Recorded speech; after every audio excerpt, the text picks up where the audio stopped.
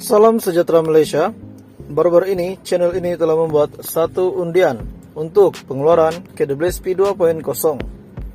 Pengeluaran KWSP 2.0.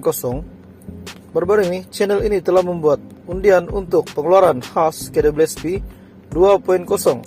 Undian itu berbunyi seperti ini.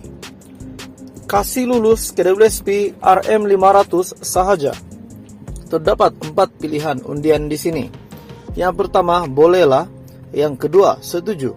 Yang ketiga, tidak setuju. Dan yang keempat, kalau boleh, luluskan RM2000. Melalui 4 pilihan undian ini, undian yang terendah dipilih adalah setuju. Jika KWSP lulus RM500 saja. Undian paling tinggi, tertinggi antara 4 undian ini, pilihan undian ini adalah tidak setuju, sebanyak 66%.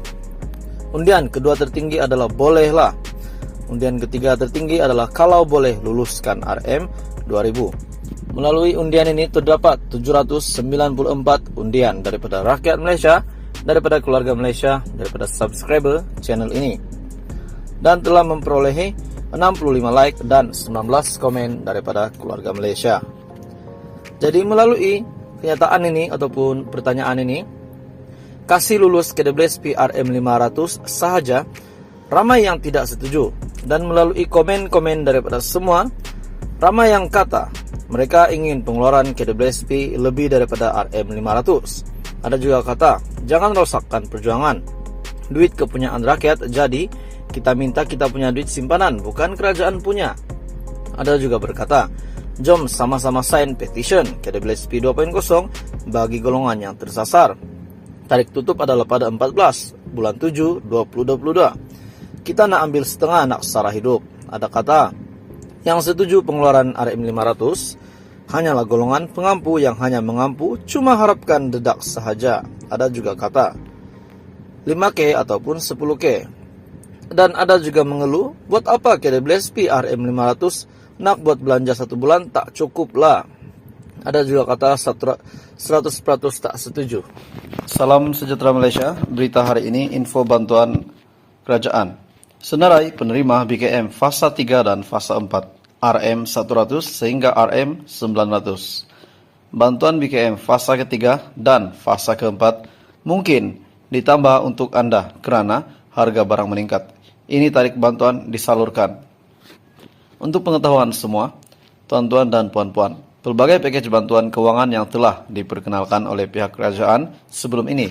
Terdapat pakej bantuan yang baru dan terdapat juga pakej bantuan yang sudah lama diperkenalkan tetapi masih lagi diteruskan sehingga kini.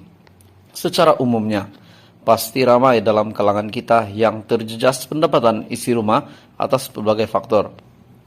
Salah satu pakej bantuan yang masih diteruskan adalah Bantuan Keluarga Malaysia BKM fasa 3 dan fasa 4 yang mungkin ramai terlepas pandang. Berikut adalah maklumat terperinci mengenai bantuan BKM yang Anda perlu tahu jika berkelayakan. Kategori isi rumah, kawin, pemohon berumur 59 tahun dan ke bawah. Pendapatan isi rumah RM0 hingga RM2500. Bilangan anak kosong RM200 fasa ketiga dan RM300 untuk fasa keempat. Untuk yang mempunyai bilangan anak 1 hingga 2 anak, RM300 fasa ketiga dan RM600 fasa keempat. Bilangan anak 3 dan ke atas, RM400 fasa ketiga dan RM600 fasa keempat. Pendapatan isi rumah RM2500 sehingga RM5000.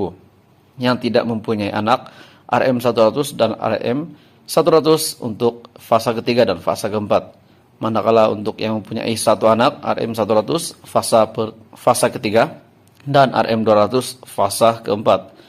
Yang mempunyai anak 3 dan ke atas, RM100 fasa ketiga dan RM300 fasa keempat.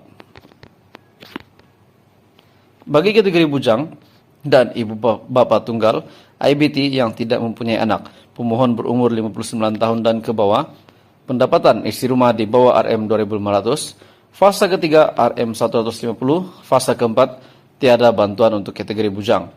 Manakala untuk kategori bujang dan ibu bapa tunggal yang tidak mempunyai anak, pemohon berumur 60 tahun dan ke atas, fasa ketiga dan fasa keempat akan mendapat RM150.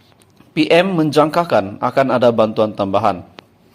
Kalau cash, kenaikan harga barang dan kos sara hidup belum selesai, mungkin kita akan tambah lagi BKM fase ketiga atau fase keempat, kata Perdana Menteri Datuk Seri Ismail Sabri Yaakob ketika berucap pada program Kenduri Rakyat pada penutupan Jelajah Aspirasi Keluarga Malaysia Negeri Perak di Litar Datuk Sagor baru-baru ini.